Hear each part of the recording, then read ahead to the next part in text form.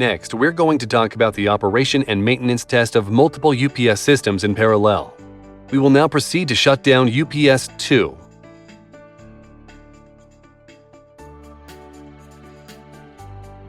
Check the waveform indicated on the oscilloscope. Channels 1 and 3 represent the system input and output voltage values respectively.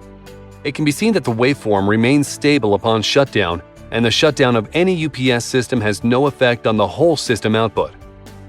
Next, we will power on UPS 2.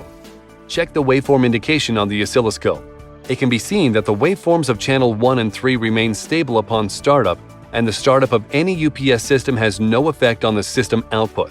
Cahua's modular UPS systems feature an intelligent, centralized display of operation parameters. With this function, users can conveniently monitor the metrics of all parallel UPS systems directly on the display screen of the main UPS 1. To ensure convenient operation and maintenance, monitoring metrics can be displayed centrally rather than requiring separate operations for each system. This video showcases the operation, maintenance, and testing of multiple UPS systems in parallel. In the next video, I will demonstrate the switching testing of multiple UPS systems under different states. Stay tuned for the upcoming video. See you there!